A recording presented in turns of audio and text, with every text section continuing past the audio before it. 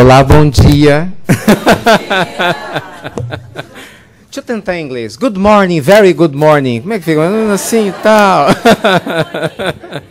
Morning, everyone. Oh, meus amigos, bom dia mesmo. Um excelente dia para todos nós. Nossa, quanta alegria, né? Quantas coisas boas. Brincava agora há pouco, tive o privilégio de participar, né, do grupo de oração, né, do momento da prece, da vibração. E a gente brincava, porque foi de uma riqueza. As reflexões foram de uma riqueza. Aí eu falava assim, Ricardo, você não vai falar nada? Eu falei, vou, já posso ir embora. O seminário está feito, não é? Tomara que tenham gravado isso tudo, coloca o tape lá e vamos embora. Por quê, gente? Porque falar do Evangelho, por incrível que pareça, é falar de coisas simples. E o que a gente falava com os amigos, o detalhe é que o simples não necessariamente é fácil, easy. Exato. Mas falar do Evangelho é falar da essência da vida, né? É falar de coisas simples. Então, eu fico muito feliz com esse convite carinhoso que me foi feito, essa oportunidade aberta, né, pelo coração de vocês, minha gratidão eterna de poder estar aqui, né, pela segunda vez aqui no KSSF. Ontem nós tivemos a oportunidade de estar na casa de Chico, mais uma casa de Chico, que alegria, né, que honra poder ter estado lá. E hoje a gente vai continuar falando sobre isso. Nós vamos falar de coisas simples. Quem vem aqui buscar complexidade vai se decepcionar. Aliás, eu acho que quem vai em busca de Jesus, buscando complexidade, sempre se decepciona, né? Porque tudo que Jesus ensina é simples. De novo, só não é fácil. E aí é curioso, porque muita gente de repente vê essas coisas simples e fala, isso eu já sei, não é assim? Só que, vamos repetir, saber e não fazer é a mesma coisa que não saber, porque o resultado é o mesmo, né? Quantas vezes a gente já ouviu falar, amai-vos uns aos outros? Isso eu sei, mas ama? Não, então não sabe. É simples assim. Não julgueis para não serdes julgados. Mas isso eu já li. Leu. Aplica? Não. Então é como se fosse um analfabeto espiritual. Então todos nós, meus amigos, estamos no mesmo barco. A gente sabe muita coisa, mas conhecemos pouco. Saber está do intelecto, conhecer é da alma. Então nós vamos falar de coisas simples, vamos compartilhar coisas simples. Com certeza vai ser uma troca muito gostosa, porque sempre é. Eu nunca escondo de ninguém, né? No Brasil, a gente vai falar nos seminários, e mesmo fora, eu sempre adoro quando alguém me chama para seminário, porque o seminário nos dá uma condição que normalmente uma palestra pública não dá. Até porque a proposta é diferente, né? Seminário a gente tem mais tempo, a gente pode explorar mais o assunto e principalmente tem um momento da interatividade. Nesse momento aberto em que as pessoas se manifestam, elas falam, elas conversam. E eu entendo que isso é extremamente precioso. Então sempre quando a gente tem uma programação de seminário, meu coração bate mais forte. É sério, eu gosto muito, muito, muito, muito. Então, como nós teremos, né, dois momentos, hoje a gente vai ter um momento antes do intervalo, não é isso? E um pós-intervalo. Aí eu queria combinar com vocês para ver o que vocês acham, né? Se pode ser assim. Quer ver? Confirma para mim, Douglas, até que horas a gente fala? Qual que seria o melhor horário para dar um intervalo? Não, fica tranquilo. Ele vai lá. Oi? 12:30, ótimo. Então, perfeito. 1h10, perfeito. Então, me deem esse tempinho para a gente trazer a nossa abordagem até 12:30. Nós vamos fazer um intervalo. Aí eu peço a gentileza a vocês de guardarem eventualmente as dúvidas, os comentários, para no retorno a gente ficar à disposição para conversar. É sério, eu sempre acreditei que a segunda parte é a parte mais interessante. Porque é a hora que você abre o coração, é a hora que eu abro o meu, é a hora que a gente conversa, né? Então é muito útil. Então, tudo que vocês tiverem de dúvidas, de percepções, de ideias para compartilhar, por favor, é sério, registrem aí. Hoje aqui é tudo chique, né? Você levanta, é tudo chique, não precisa nem mais anotar, é tudo no celular. Então não tem problema. Cria um texto. Para você não esquecer, para a gente conversar um pouquinho depois, tá bom? Muito bem. Cura e autocura. Gente, tem várias formas que a gente poderia começar, né, um seminário como esse, várias abordagens para fazer do que seria a ideia de ser saudável, de ter saúde, de curar a si mesmo, de libertar a sua própria luz. Eu queria começar fazendo uma menção muito interessante às falas de Jesus. Em especial, há um momento no Evangelho que sempre me tocou muito. Eu me lembro que quando fui apresentado, né, as histórias do Cristo, a gente vai lendo as parábolas, eu ainda criança, no meu entendimento de criança, algumas delas me chamavam muita atenção. Em especial uma delas chamava, e como todas as demais, também continuam tocando muito o coração até o dia de hoje. Jesus estava, junto com os seus discípulos, em um barco.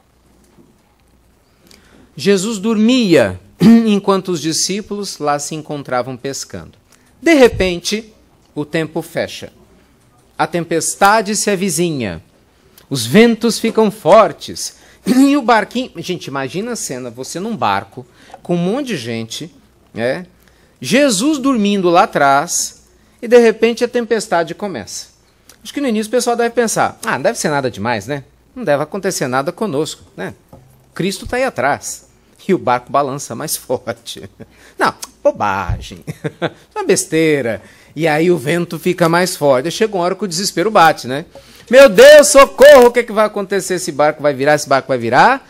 E aí eles se lembram que Jesus está lá atrás. Então acordem o mestre. E aí Jesus acorda na maior tranquilidade do mundo. Sossegado, sereno. Levanta. Não sei se deve ter dado uma espreguiçadinha ou não. Se fosse... É que Jesus nasceu na Palestina, né? Se tivesse nascido em Minas, ia falar, uai. Né? Tranquilo. Chega lá na pontinha do barco e simplesmente olha para a natureza e dá o seu comando. Imediatamente, os ventos se acalmam. Presta atenção. Gente, isso é muito profundo. Os ventos se acalmam imediatamente. Assim é colocado no Evangelho. Não é que demorou 10 minutos. Imediatamente. Os ventos se acalmam, a tempestade serena e tudo volta à normalidade. Nesse instante, os discípulos se entreolham, porque esse momento da passagem do Cristo aconteceu no início da vida pública de Jesus. Lembremos-nos que, do ponto de vista histórico, Cristo ficou conosco publicamente falando pelo menos por 3 anos. Então esse instante aconteceu no início, em que os discípulos ainda não estavam muito habituados, né, com a grandeza do que Jesus podia fazer. Então eles se entreolham e os evangelistas dizem que eles comentam, meu Deus, quem é esse que até os ventos e a tempestade obedecem? Isso não te lembra nada, não? Pensa. Deixa eu te ajudar. Alguém aqui em algum momento da vida, tenta fazer um esforço para lembrar. Talvez não se lembre tão facilmente, mas em algum momento você já esteve ansioso alguma vez? Não? Você já ouviu falar de pessoas ansiosas? Gente, é sério, no Brasil tem um monte. Vocês não acreditam? Tem, juro. Bastante. Já ouviu falar de gente insegura? Conhece pessoas inseguras? Nunca viram? Lá tem também. Vocês saíram e deixaram tudo para nós. Gente, meus amigos, quem que nunca teve um momento de insegurança, de instabilidade, não é? De medo mesmo, receio, tristeza muitas vezes. Quem nunca se sentiu assim abandonado? Não estou dizendo que estivesse, mas se sentiu. Parafraseando Jesus, quando Jesus falava em relação à mulher adúltera, aquele que não tinha pecado que atira a primeira pedra, então aquele que nunca se sentiu triste, ou inseguro, ou ansioso, que levante a sua voz. Quem ou qual de nós nunca vivenciou, nem que seja um momento desses, né? Então, se a gente for fazer uma metáfora, analogia, a gente pode dizer que a nossa existência é o barco que nós estamos. A existência física, essa encarnação, é o grande barco. Esses momentos de tempestade, os ventos fortes, são as provas que nos visitam, né? Para uns é a prova material, problema financeiro, falta de dinheiro, dificuldades na linha material. Para outros é o campo da saúde, o corpo não vai bem. Entra uma coisa, sai outra, entra uma coisa, sai outra. Tem uns amigos muito engraçados, né? Aí tem um amigo que fala, meu filho sempre entra uma coisa e sai outra. Depois nós vamos conversar sobre isso, né? E é exatamente assim, melhora uma enfermidade, aparece outra. Melhora uma, aparece outra. Lá já não tem mais resultado, então vou começar a rir disso tudo. Para ver se facilita. Tem gente que a prova é no campo da família, não é? a gente tem brincado com muito carinho, né? Porque sempre tem algumas pessoas que falam, né? Ah, eu tenho uma pessoa difícil em casa, né? Coisa que não deve acontecer aqui. Mas tem, juro, nos outros lugares tem muita gente com dificuldade em casa. Aí, só para a gente unificar a linguagem, nós chamamos a pessoa difícil carinhosamente de tribufozinho, né? Todo mundo tem um tribufo. Tem ou não tem? Tem. Só que o detalhe que a gente esquece é que normalmente para o tribufu somos nós. Quem será que tem razão? Já pensou? O tribunal dos tribufus, né? Quem tem razão? Será que o outro é que é o difícil ou sou eu? Onde que eu quero chegar, né? Brincadeiras à parte. Todos nós temos desafios no campo da família, ou pelo menos a maioria de nós, né? Então, às vezes, a nossa tempestade vem da questão familiar. Às vezes é o filho difícil, é o pai, a mãe, ou é a relação com o marido, né, com a esposa, ou com o ex-marido, a ex-esposa. Desafios. Tem gente que as tempestades se dão no campo da autoestima, não é isso? A pessoa não acredita em si. É impressionante. Não adianta, chegam 10 pessoas para falar, você é capaz, você é legal, você pode, mas a pessoa internamente não acredita. Por algum motivo existe uma cristalização no inconsciente de algumas pessoas, né? Elas duvidam de si o tempo todo. Elas acham que todo mundo pode fazer uma coisa muito boa, menos eu. Né? Sempre é assim. O mundo pode se iluminar, mas eu não. Então alguma coisa dentro de si, né? Um conflito de autoaceitação, de acolhimento de si mesmo que ainda não foi feito, né? E enfim, gente, nossos exemplos são inúmeros. Todos nós temos as nossas tempestades. É ou não é? Mas olha que metáfora profunda. Na hora que a tempestade ficou forte, os discípulos sabiam que Jesus estava ali, só que não tinham acordado. Comigo, não tinham acordado. Igual a nós. Gente, numa boa, pensa. Boa parte das pessoas, pelo menos quem provavelmente está nos assistindo agora, já é uma pessoa religiosa, né? Pelo menos abre-se para as questões espirituais. Não importa se é espírita, católico, evangélico, muçulmano, budista ou de qualquer outra agremiação, um curioso, mas que acredita em Deus. Mas veja que saber que Deus existe, conhecer as realidades do Evangelho, é diferente de sentir. Veja que os discípulos sabiam que Jesus estava lá. Presta atenção nisso. Isso é a metáfora da nossa vida. Jesus estava lá, ao lado deles, literalmente falando, não é uma força de expressão. E o desespero bateu. Então veja vocês que não adianta a gente conhecer o Evangelho, ter uma pilha de livros, vir no centro 3 vezes por semana e nas igrejas, fazer 3, 4 vezes caridade na semana, se isso é uma coisa que é feita do coração para fora. A gente só se liberta da dor e da angústia na hora que a gente acorda Jesus dentro de nós.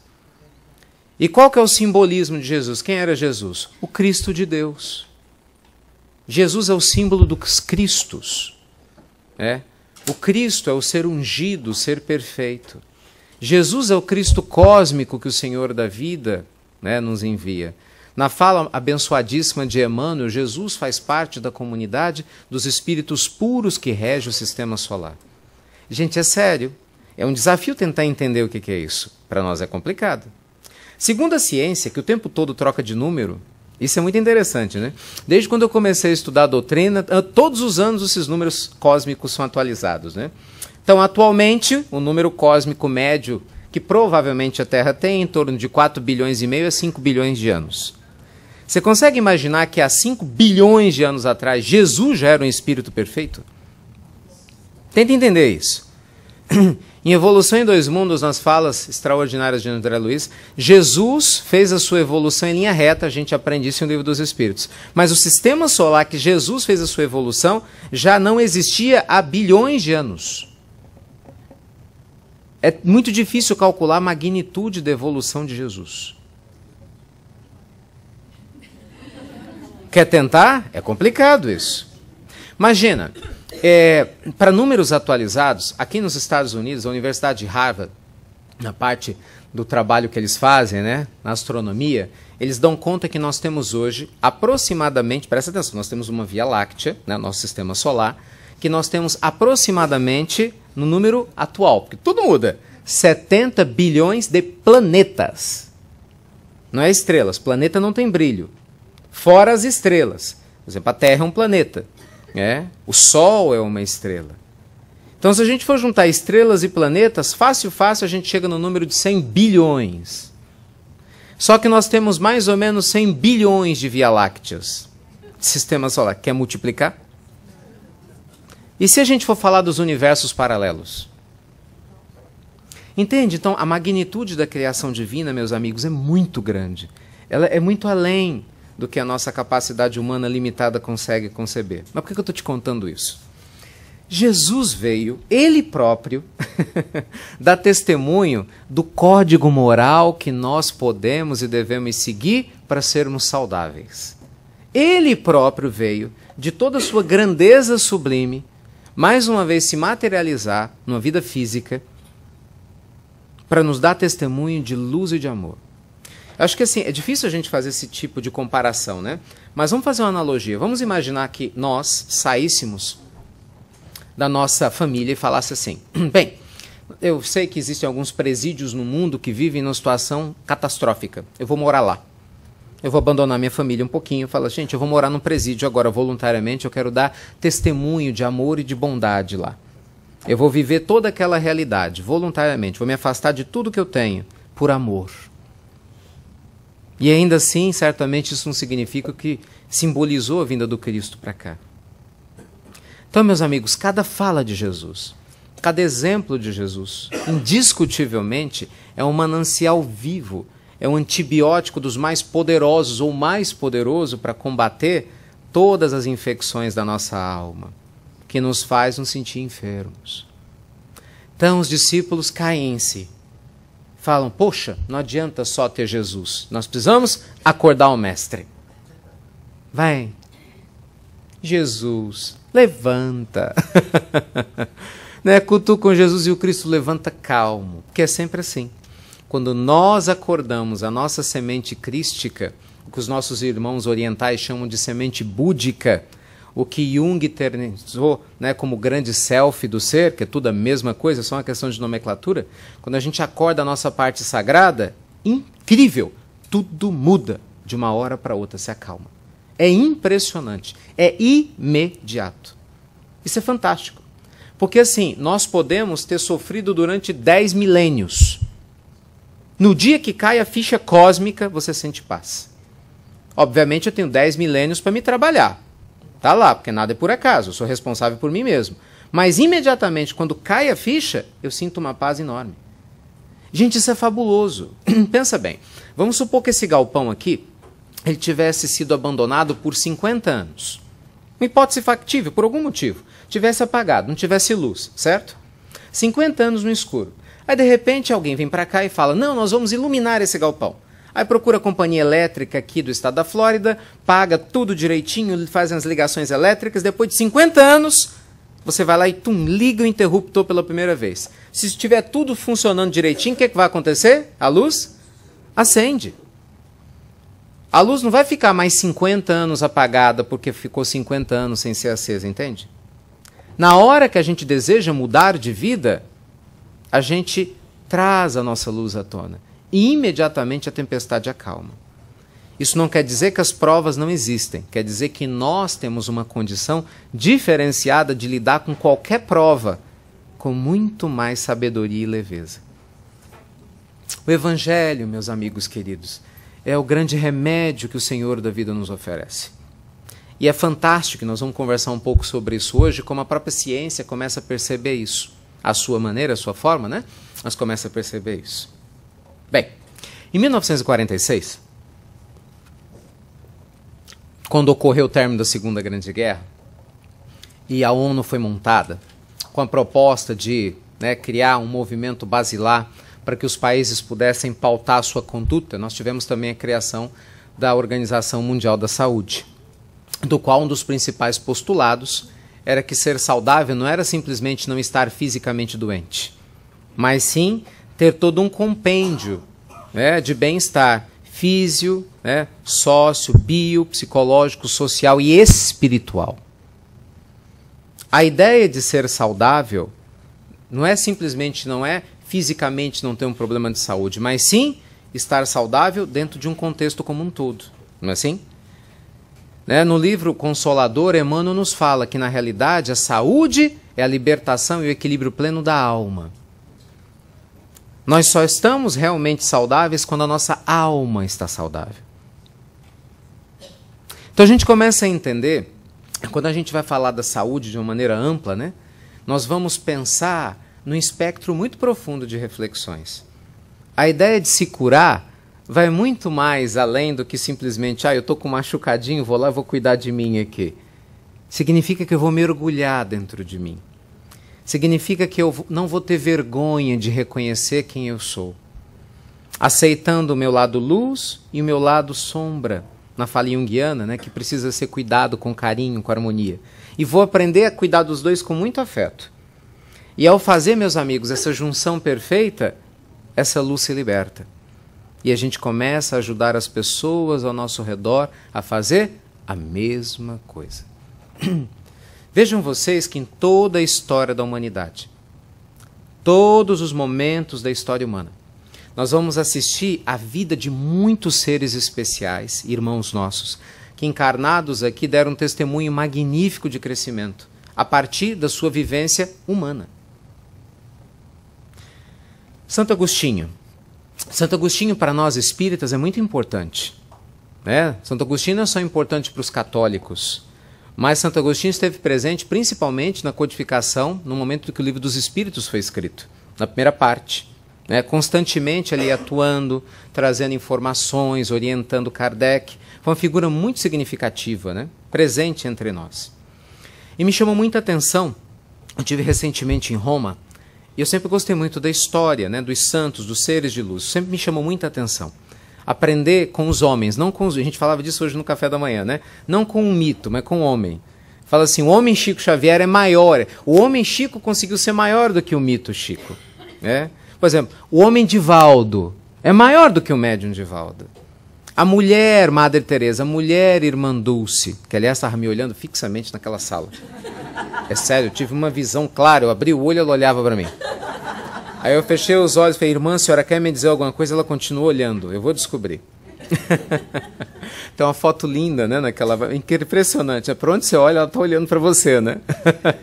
Magnífico artista, né? Magnífico. Então todos tiveram uma vertente humana e às vezes a gente esquece, né? Parece que é assim, nasceu tudo pronto, né? A gente constrói a história do mito porque é muito cômodo para o nosso ego. Lógico, é muito fácil eu falar, fulano de tal é lindo, maravilhoso, espetacular, é iluminado, salvou o mundo. Por quê? Porque eu falo, eu sou do jeito que eu sou porque eu não sou como ele. Eu fico nas minhas pendengas porque eu não sou como ela. Não tem essa história fiada não. Todos eles humanos, com exceção de Jesus, todos os que pisaram na terra tinham questões a trabalhar espiritualmente, sem exceção. Espíritos nobres, nobilíssimos, o próprio Buda só se iluminou depois de viver uma experiência humana, de casar, de fazer sexo, de ter filho, de abandonar a vida material, porque era o processo que ele precisava passar. Com exceção do Cristo, todos os que pisaram na face do planeta Terra tiveram que lidar com questões puramente humanas. Lidar com seu lado material. Aprender a acalmá-lo, a acolhê-lo, a aceitá-lo, a transcendê-lo antes de se iluminar. A história de Santo Agostinho é iluminar. Eu citei Roma porque Santo Agostinho ele se converte em Roma. A história é muito linda, né? No ano de 325, o concílio de Nicéia tinha sido realizado.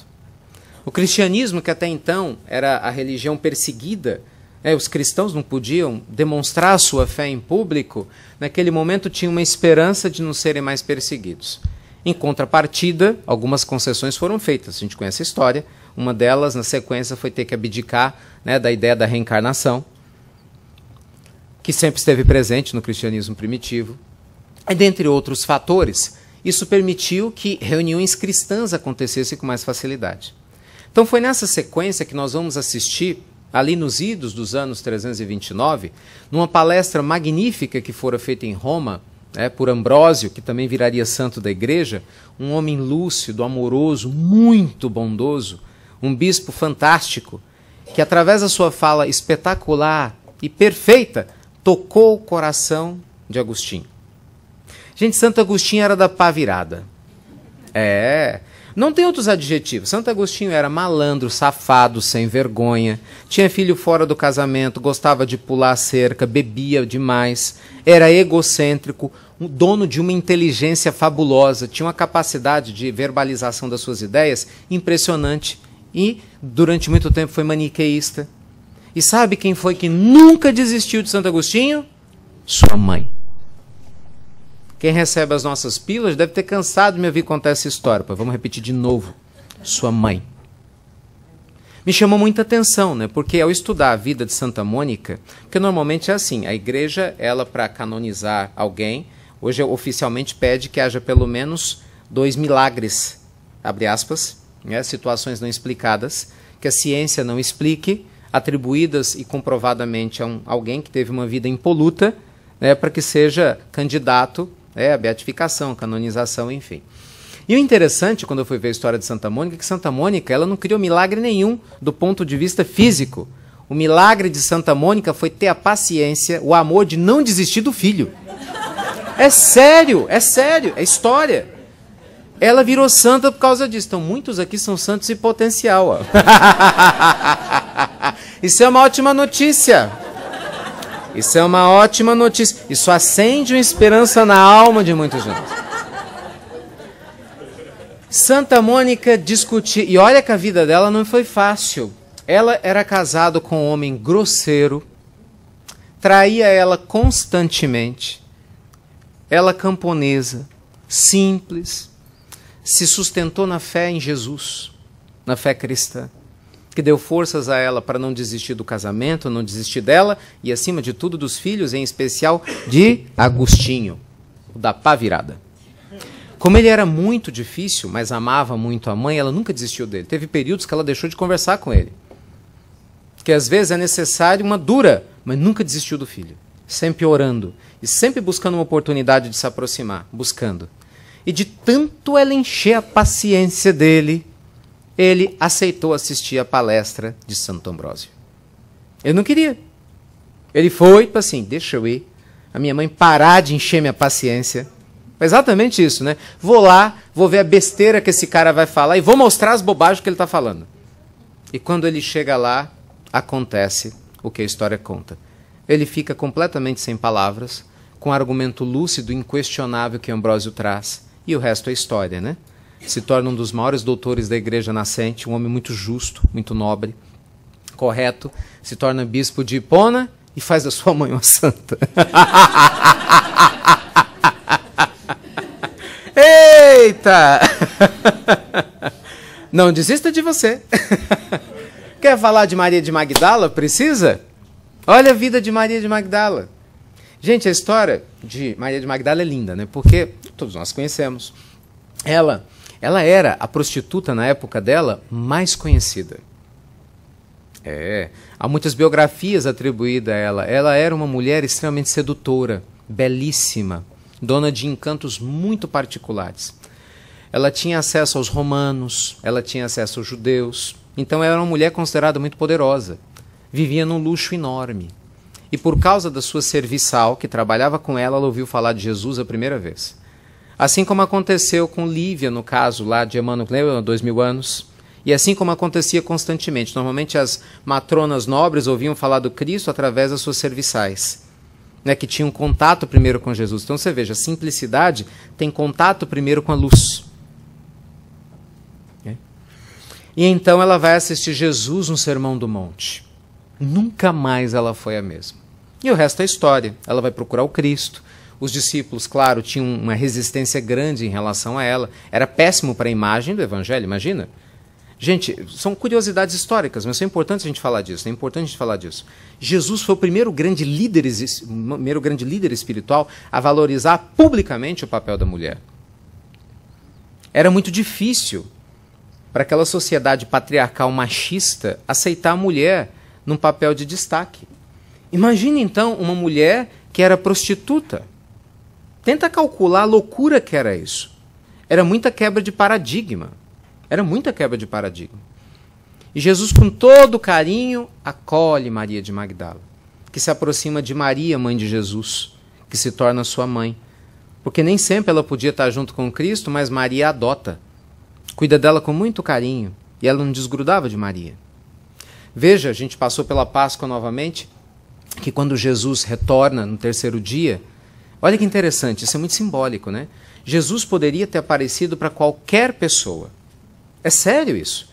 Ele tinha discípulos que tinham seguido ele. Por que não aparecer para Pedro?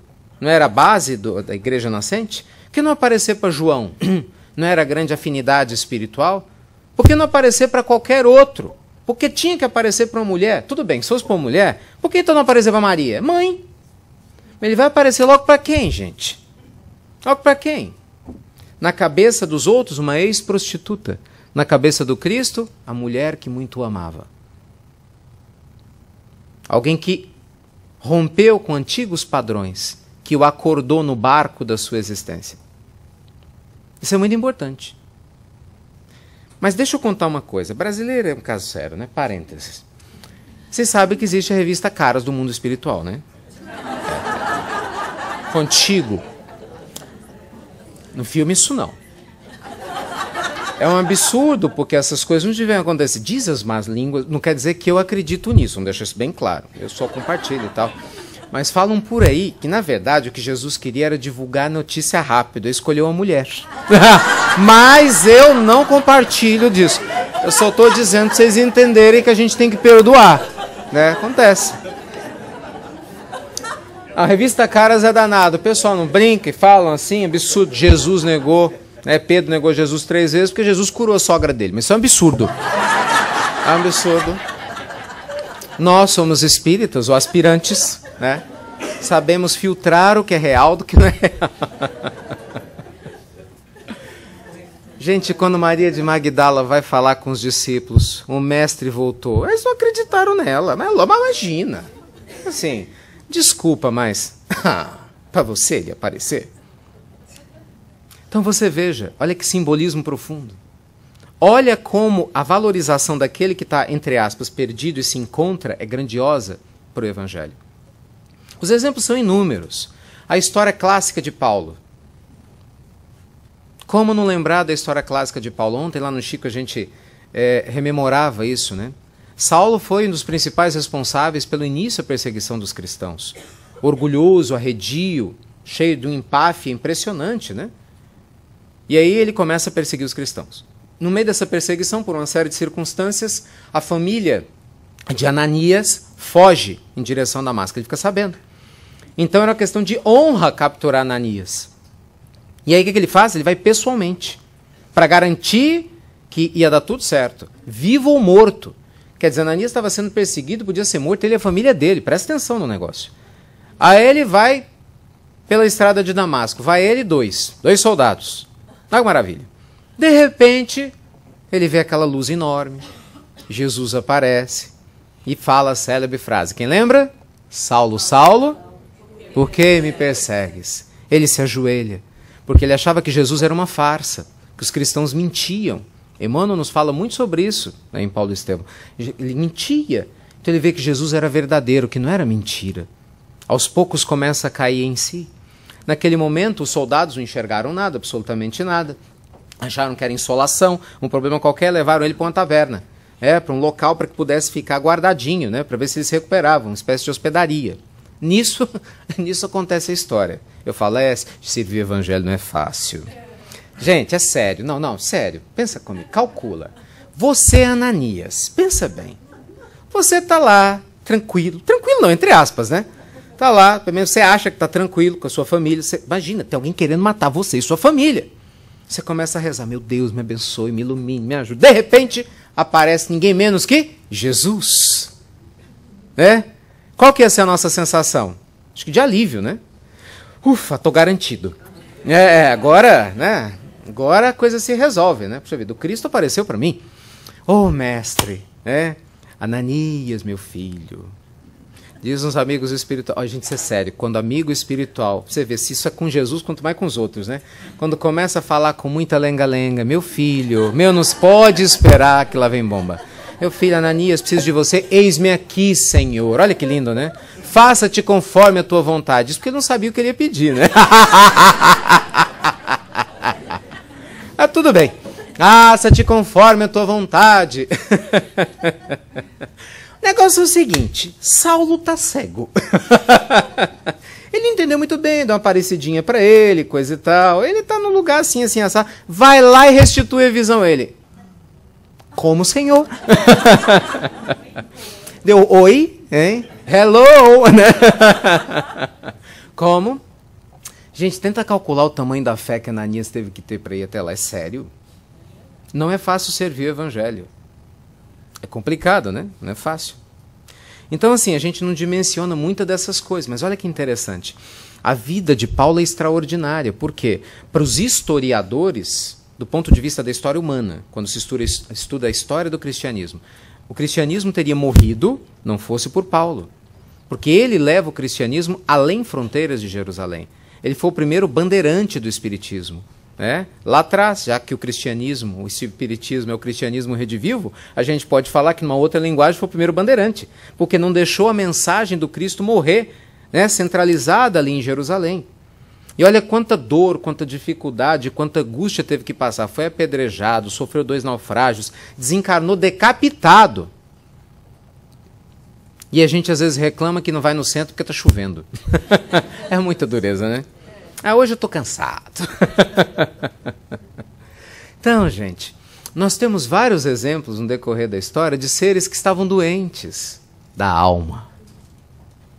Às vezes até fisicamente aparentemente saudáveis, mas a alma doente.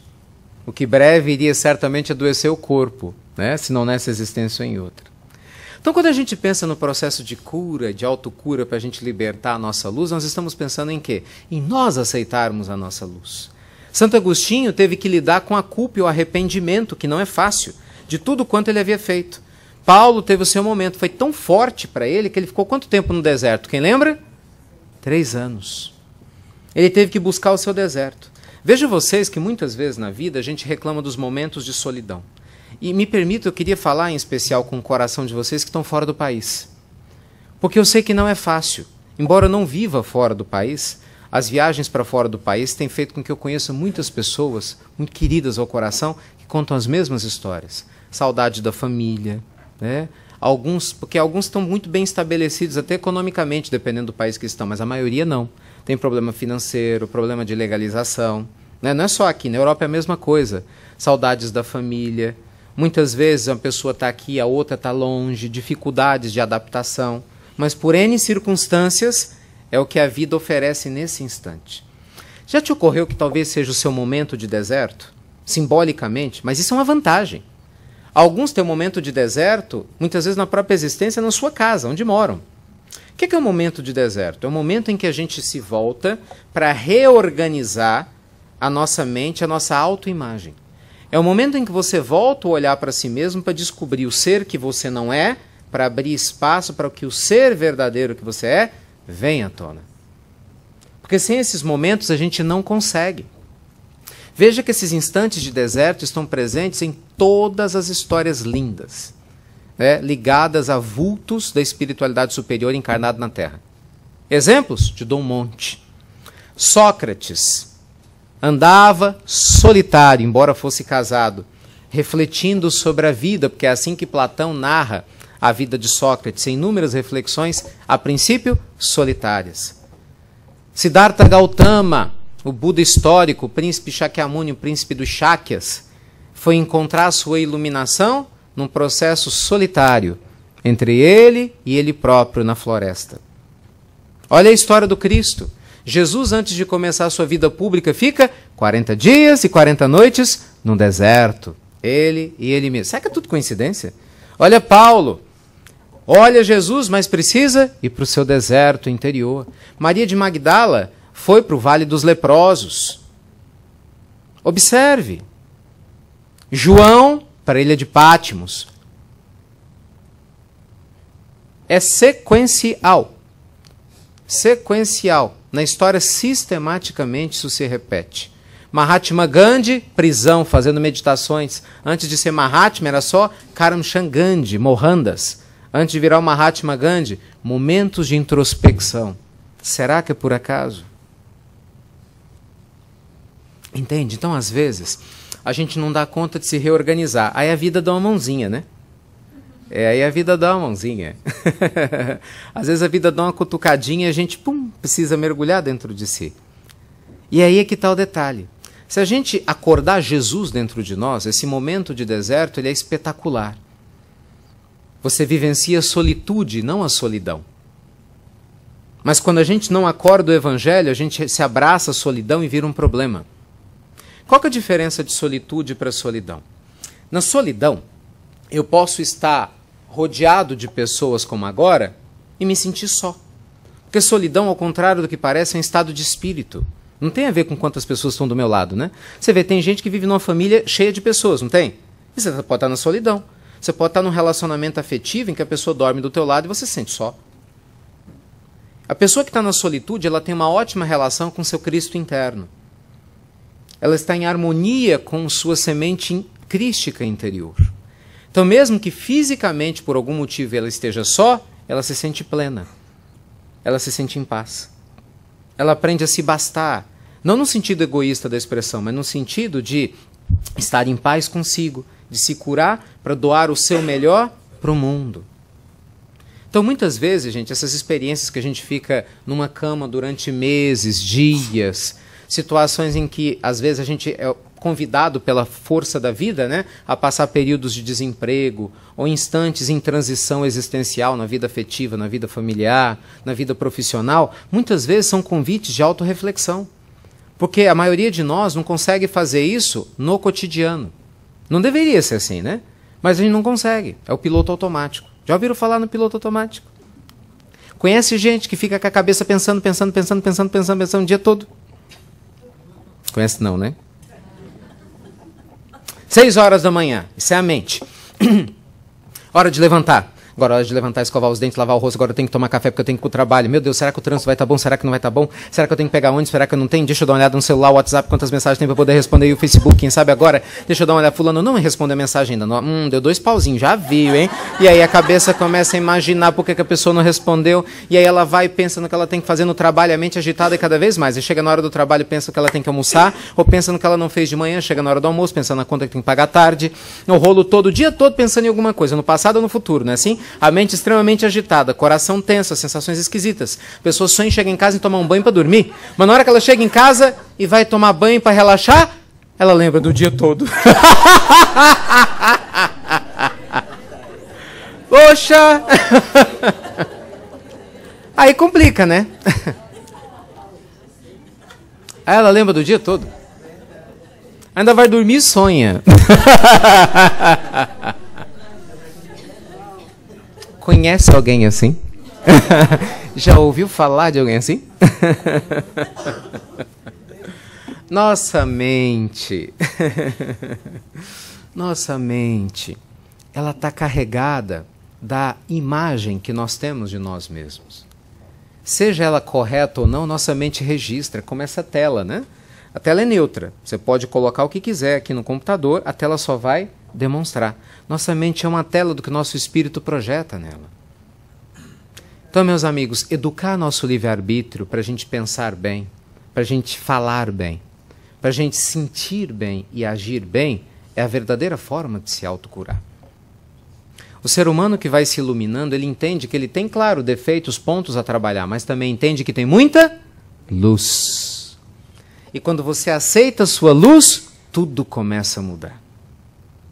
Kardec nos fala disso de uma maneira magistral no livro A Gênese. Nosso dever não é brigar contra a escuridão, e sim acender a nossa luz. Acenda a sua luz. Isso é sério. O que é acender a minha luz? É cuidar do lado bom que você tem. Não é brigar contra o lado ruim, porque quando o nosso lado bom cresce, automaticamente o lado que, entre aspas, pejorativamente a gente chamava de ruim, ele vai se transformando. Se vocês quiserem uma linguagem mais científica, muito simples de explicar. O nosso inconsciente, ele armazena imagens lá no seu porão profundo que não julga. Vários estereótipos, várias formas de sombras que ficam armazenadas. No momento em que você começa a introjetar ideias, imagens, frases, afirmações sobre si mesmo melhor, você vai modificando a armazenagem do conteúdo que está sendo trabalhado. Mais ou menos assim. Se eu coloco esse copo cheio de água suja e chega uma hora que eu quero limpar o copo, o que eu faço? Eu começo a colocar água limpa. Inicialmente, a água suja ainda está aqui, ela vai começar a sair. Vai ou não vai? Chega uma hora que se eu não parar de colocar água limpa, só vai ficar água limpa. Essa é a ideia. Então, às vezes, a gente fica esperando coisas milagrosas para se curar. Esqueça isso. Se funcionasse, a humanidade já era outra. Não é assim que funciona. O mundo espiritual é muito claro. Nós temos que focar o bem.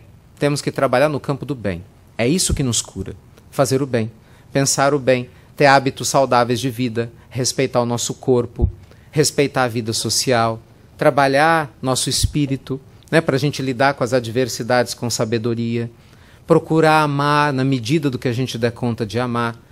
É o que vai entrar, perdoar, compreender, uma série de coisas, né? E, gente, é incrível, porque à medida que devagarzinho a gente vai fazendo isso, tudo se liberta. Eu queria, para não ficar muito teórico, trazer alguns pontos interessantes para nós aqui.